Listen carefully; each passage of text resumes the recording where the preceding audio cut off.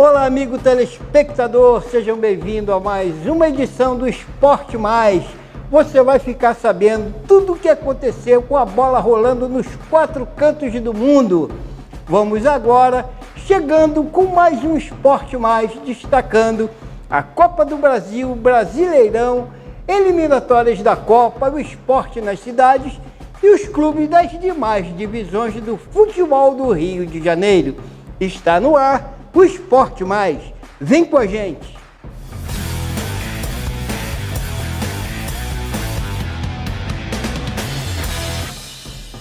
Bom, nós vamos começando essa edição destacando as classificações de Flamengo e Vasco na Copa do Brasil. Mas antes eu vou pedir ao nosso técnico que pilota aqui o Esporte Mais, o Rodrigo, para iniciar aí, em homenagem ao Flamengo e ao Vasco, o trechinho do hino dos dois times que estão classificados na Copa do Brasil. Vamos lá, Rodrigo?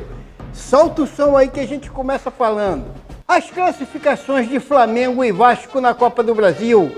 O Flamengo passou para a semifinal após vencer novamente o Bahia por 1-0, repetindo o placar de Salvador. O adversário do rubro-negro nas semifinais será o Corinthians, que venceu o Juventude por 3-1. Voltando a falar da partida de Flamengo e Bahia, a partida foi bem equilibrada, mas o Flamengo sempre levou mais perigo. A melhor chance do Bahia foi nos primeiros minutos de bola rolando, quando o Everton Ribeiro encontrou o Everaldo na frente de Matheus Cunha, mas o atacante do time baiano desperdiçou a chance.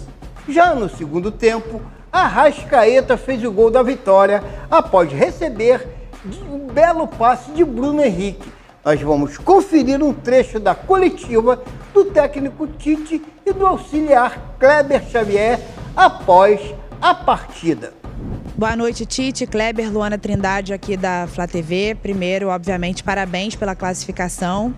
Queria que vocês comentassem sobre a atuação do time hoje, né? Uma vitória com cara de Flamengo. O time se apresentou muito bem, com e sem a bola, em uma noite, inclusive, que a torcida mais uma vez apoiou o time do começo ao fim. É um adversário muito difícil, né? O terceiro jogo nosso com eles esse ano. O time tem uma qualidade de posse de meio campo, um time que está muito bem colocado no Campeonato Brasileiro também. A gente sabia das dificuldades, a gente fez um bom jogo lá no primeiro, né?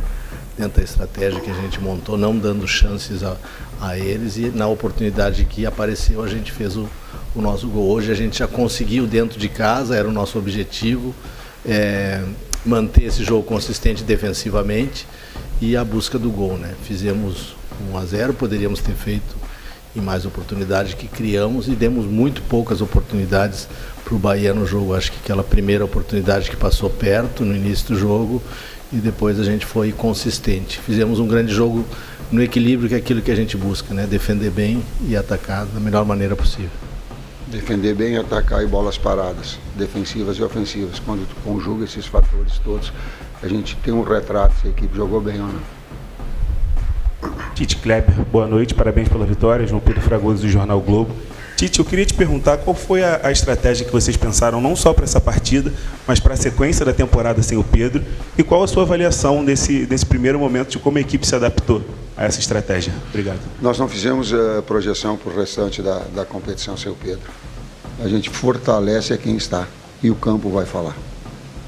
Então não está para te antecipar situações, né? Então ela é o desempenho da equipe e a adaptação, sim. E a tua pergunta ela é bastante inteligente nesse aspecto. Como é que se aciona um jogador com características diferentes? Então o BH é de atacar espaço. Até no primeiro tempo ela demais. Os dois marcadores eles já estavam marcando a bola de profundidade do que a bola no pé.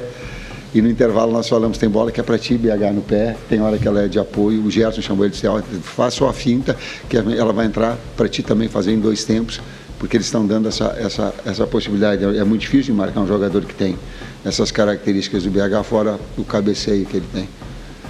Então essa adaptação, para falar que é fácil, mas quando o jogo é sem pensado, com a velocidade que tem no jogo, por vezes essa adaptação ela é necessária, ela é fundamental, ela vai exigir e o campo vai falar. E o outro time carioca que também se classificou foi o Vasco da Gama, que foi um jogo até mais emocionante. O Atlético Paranaense abriu 2 tentos no placar contra o Vasco e ainda no primeiro tempo com Coelho e Zapelli. Ficou com um jogador a mais depois da expulsão de Rayan, mas Verratti fez o gol que fechou o placar em 2-1, repetindo o jogo de ida, que levou a decisão da vaga para a cobrança nos pênaltis.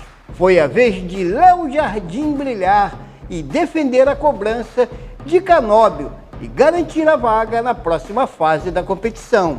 Com o resultado, o Vasco encara nas semifinais o Atlético Mineiro, que segurou o placar em 0-0 em casa contra o São Paulo, depois de vencer no Morumbi. Nós vamos conferir também um trecho do que falou o técnico Rafael Miranda do Vasco na coletiva. Acompanhe. Boa noite. É isso, a gente tem sofrido bastante ultimamente aí, em resultados, em placares, em alguns momentos com jogador a menos, de novo aqui pela segunda vez que a gente vem jogar aqui em seguida.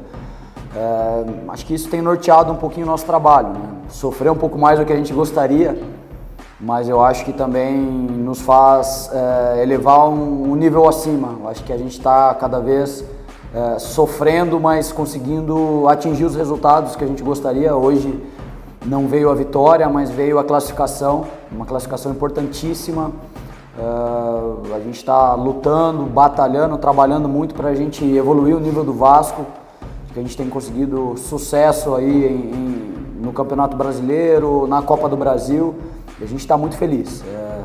Sofrendo, mas conquistando os objetivos. Eu acho que o caminho é esse, até a gente conseguir um pouquinho mais de tranquilidade. É um processo, mas eu acho que a gente está conseguindo evoluir. Acho que isso é o mais importante. Boa noite, Lucas do BTP Esporte. Durante um momento de jogo crucial, foi a expulsão do Rayan. Acaba até afetando mesmo o estilo de jogo que você veio propor aqui dentro da Liga Arena. Eu acho que tem que mudar todas as engrenagens ao longo do jogo. Primeiro, eu queria saber de você. Você já teve a oportunidade de conversar com o Rayan no ano, porque isso avala muito um jovem como ele, que está subindo agora, da gestão de base do Vasco, com essa oportunidade. E segundo, saber aí como foi a sua visão do lance. Você conseguiu ver ali o que aconteceu. Obrigado. A gente falou com ele mais agora, no final do jogo, pós-jogo. A gente sabe como é difícil esse momento, né? Para o jogador que sai, a responsabilidade ela é gigantesca, né? Então o Rayan sabe dessa responsabilidade. Apesar de ser jovem, ele é um atleta experiente, é um jogador nível de seleção brasileira. Então a gente sabe que ele está no momento de amadurecer, são erros que podem facilmente não serem cometidos, né? A gente sabia que o jogo ia estar muito quente, a temperatura do jogo ia estar muito alta, por tudo que aconteceu no primeiro jogo também, pela fase da competição, pelo jogo de mata-mata. A gente falou muito sobre isso e eu acho que ele não conseguiu se controlar, eu acho que ele errou mesmo, mas tenho certeza que é um atleta que tem muito potencial, está evoluindo, apesar do erro, ele está no caminho da evolução. E eu acho que o que vale é o espírito do grupo que ficou, do quanto a gente sacrificou por ele também, porque a gente sabia que se a gente fosse desclassificado, o peso ia ser muito grande em cima dele. Então foi um sacrifício a mais que a gente fez para a gente passar e amenizar um pouquinho essa situação do Rayan. Na sequência, nós vamos conferir a rodada do final de semana do Brasileirão. Rodada final de semana. No sábado, às 16 horas, o Atlético de Goiás encara o Vitória. No sábado, às 18h30, o Atlético Paranaense encara o Fortaleza. E às 21 horas também do sábado, Botafogo encara o Corinthians no Tapetinho. Rodando a jornada, no domingo, às 16 horas, o Palmeiras encara o Criciúma, o Bragantino o Grêmio e o Juventude encara o Fluminense. Ainda no domingo, às 18h30, a gente acompanha Cruzeiro e São Paulo, Bahia e Atlético Mineiro, Flamengo e Vasco, vai ser um jogão, e Internacional e Cuiabá. Rodrigo, pode até se desenhar aí uma partida também na Copa do Brasil com Vasco e Flamengo, quem sabe? Vamos ficar atentos aí, quem sabe esse partidão aí se prolonga também na Copa do Brasil. E o ginásio do Pedrão em Teresópolis será palco neste sábado, às 16 horas, da grande final do Campeonato Carioca de Futsal, entre Vasco da Gama e Magiense. A partida que vale o título carioca adulto promete receber grande público no ginásio, que foi a casa do Vasco na disputa do Brasileiro de Futsal. E o Magé também deverá contar com uma caravana de torcedores. Falando ainda em futsal, no domingo, às 9 horas, no ginásio municipal Levi Alves Vivas, no Bananal, em Guapimirim, tem amistoso de futsal feminino. O time da Minhas da Bola estará enfrentando no Sub-11 o Guapimirim e nas categorias Sub-12 e Sub-13 o Páqua. E em busca de uma vaga na Série B do Brasileirão de 2025, o Voltaço Volta Redonda, líder do grupo B na segunda fase, joga fora de casa neste domingo contra o Remo no Pará. Os dois dividem a liderança do grupo com 4 pontos ganhos. E por falar em Volta Redonda, a federação deu ganho de causa ao Serrano na disputa com o Nova Iguaçu.